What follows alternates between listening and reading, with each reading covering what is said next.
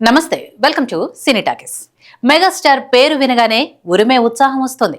Box office వద్ద రికార్డుల వేట మొదలైన థియేటర్ల వద్ద అభిమానుల కోలాహలం మిన్నంటినా అది కేవలం ఒక్క మెగాస్టార్కే సాధ్యం.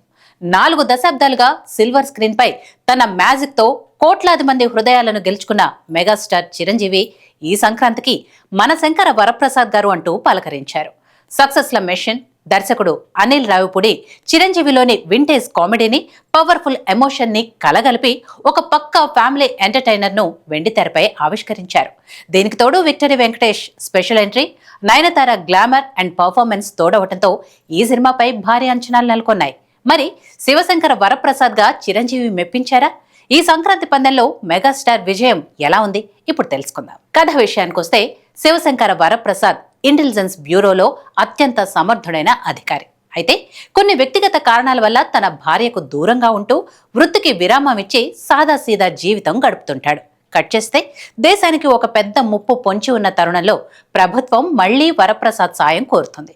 సరిగ్గా అదే సమయంలో అతని ప్రాణమిత్రుడు వెంకటేష్ ఎంట్రీ ఇస్తాడు. అసలు వరప్రసాద్ తన కుటుంబానికి ఎందుకు దూరం అయ్యాడు? ఈ ఆపరేషన్లో వెంకటేష్ పాత్ర ఏంటి?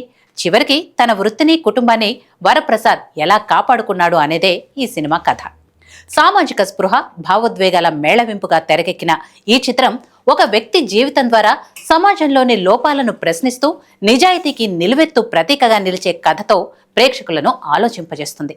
మెగాస్టార్ అనుభవం, పవర్ఫుల్ డైలాగ్స్, హృదయాన్ని తాకే సన్నివేశాలు అభిమానులను అమితంగా ఆకట్టుకుంటాయి. Vintage Chiru and comedy magic. దర్శకుడు అనిల్ రావిపూడి చిరంజీవిలోని వింటేజ్ కామెడీ టైమింగ్ ను అద్భుతంగా వాడుకున్నారు. శంకర్ దాదా రోజుల్లోని చిలిపితనం, గ్రేస్ ఈ సినిమాలో మళ్లీ కనిపిస్తుంది.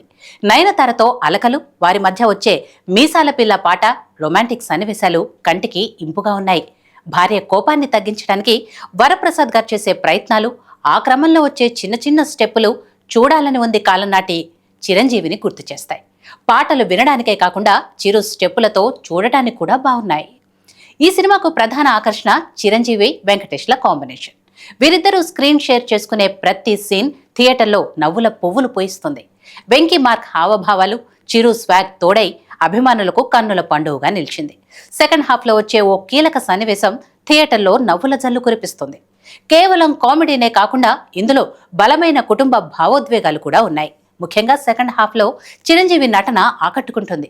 ఒక ఆఫీసర్గా బాధ్యత, తండ్రిగా, భర్తగా ఆవేదనను చిరు తన అనుభవంతో పండించారు. వెంకటేష్ తనదైన F2 స్టైల్లో ఫ్రస్ట్రేషన్తో ఎంట్రీ ఇచ్చి చిరంజీవి సీరియస్ ఆపరేషన్లో ఫన్నీగా ఇన్వాల్వ్ అయ్యే తీరు బాగుంది. చిరంజీవి తన వింటేజ్ సినిమాల డైలాగులను ప్యారడీగా చెప్తుంటే దానికి వెంకీ ఇచ్చే కౌంటర్లు అభిమానులకు ఐ ఫీస్ట్ అనే చెప్పాలి. ఇక ప్లస్ పాయింట్స్ విషయానికి వస్తే తన వయసుకు తగ్గ గౌరవప్రదమైన పాత్రలో చిరంజీవి ఒదిగిపోయారు. బోరింగ్ లేకుండా సాగే కామెడీ ట్రాక్స్ బాగున్నాయి. వెంకటేష్ గెస్ట్ రోల్ సినిమాకు అతిపెద్ద సర్ప్రైజ్ అండ్ ఎనర్జీ బూస్టర్. ఇక మైనస్ పాయింట్స్ విషయానికి వస్తే ఫస్ట్ హాఫ్ కథలోకి వెళ్లడానికి కొంచెం సమయం తీసుకోవటం వల్ల అక్కడక్కడ నెమ్మదిగా అనిపిస్తుంది. అక్కడక్కడ రొటీన్ సీన్లు కనిపిస్తాయి. కొన్ని క్రైమ్ అండ్ ఇన్వెస్టిగేషన్ సీన్లు పాత సినిమాలను గుర్తుకు తెస్తాయి. ఇక మన శంకర వరప్రసాద్ గారు ఈ సంక్రాంతికి ఒక పక్కా clean family entertainer. Megastar mass image తో పాటు క్లాస్ ఎమోషన్స్ ను పండించడంలో సక్సెస్ అయ్యారు. కుటుంబం మొత్తం కలిసి చూసి ఎంజాయ్ చేసేలా అనిల్ రావిపూడి ఈ చిత్రాన్ని తీర్చిదిద్దారు. మొత్తం మీద సంక్రాంతి పండుగకు ఈ సినిమా పసందైన విందు.